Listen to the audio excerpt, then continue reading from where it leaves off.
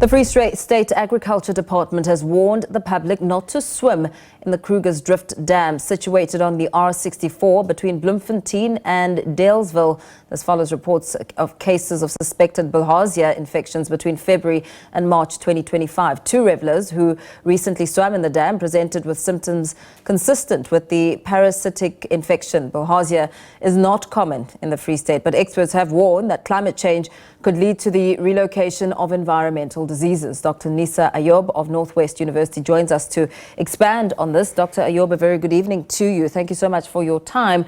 A warning for the public not to swim in the Krugersdrift Dam. What is at stake? Yeah, so let's basically define Bilharzia, right? So Bilharzia is a waterborne disease known as schistosomiyces, and it's a parasitic disease caused by worms from the genus Schistosoma. And the disease spreads through contaminated freshwater sources that contain larval forms of parasite, which are then released by infected freshwater snails, which are now the immediate hosts. And when people come into contact with this water while bathing or doing laundry, farming or swimming, the parasites then penetrate the skin and enter the bloodstream, eventually affecting the urinary and intestinal system. So with this not being common in the Free State, what does it tell us about how it's advancing and now moving as a result of climate change?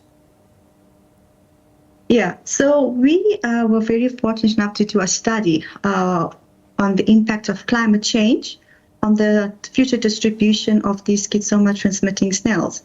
And one thing that flagged up was that areas that were not suitable, previously suitable, are now becoming suitable. And that was because of the climatic conditions that are so suitable to these species in terms of temperature, rainfall, and humidity, that can all contribute to making an area actually suitable. And that areas that were previously suitable are no longer being suitable.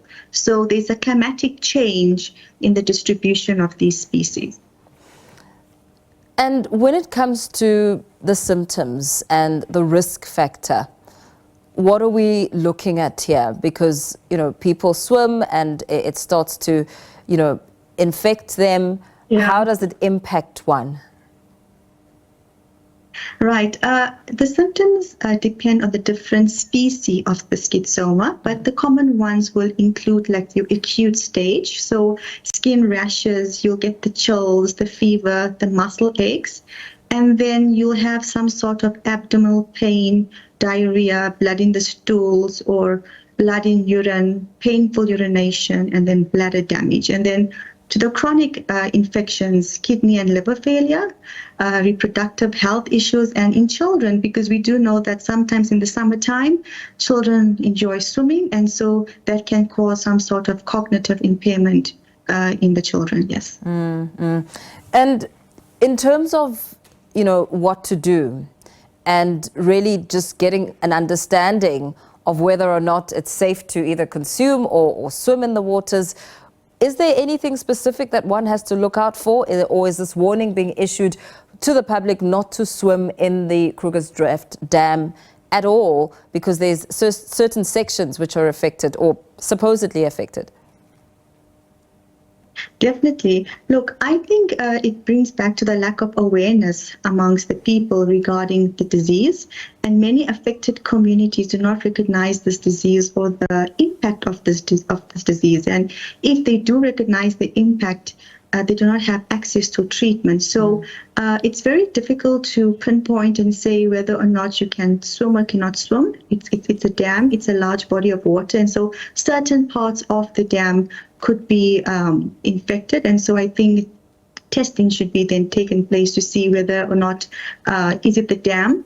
But most importantly, it is very important to note that sometimes an individual can contract the disease from a different area, and then they come to a different area for recreational purposes, such as swimming. And then you might think that that's where they actually contracted the disease, whilst in the meantime, it was not there. You speak about climate change and how, you know, it's settling in various climates and moving away from others. How much of the studies that have been done are pinpointing to this revelation and whether or not we're going to see it advancing in areas it has not previously been found? Well, look, if we speak on the global scale, right, quite a number of studies have shown that indeed climate change can alter the distribution of these snails that carry the parasite in terms of increasing rainfall and temperature.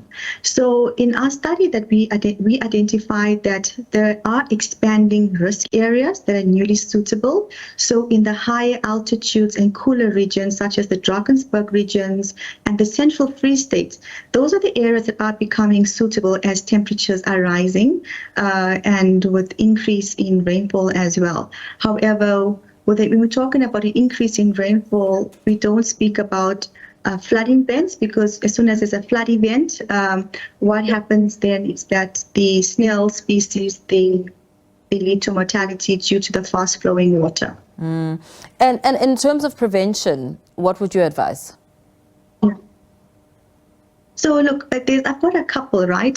So in terms of prevention, I think we first have to look at it in an interdisciplinary collaboration, because it's not only a health issue. We need to involve the climate scientists, the epidemiologists, and policymakers that must work together to anticipate, to prevent the schizomyces spread. Secondly, I think water and sanitation improvements, because if we provide safe drinking water, it will definitely reduce the reliance on infected water sources. And so that can promote better sanitation infrastructure to prevent contamination. Also, we need to monitor these new areas that are at risk for infections before outbreaks actually occur. Yeah. Absolutely. Thank you so much for that bit of educational speaking there to Dr. Nisa Ayob of the Northwest University, joining us to expand as the Free State Agriculture Department warns the public on the risk factor when it comes to Bilharzia in the Krugersdrift Dam. We do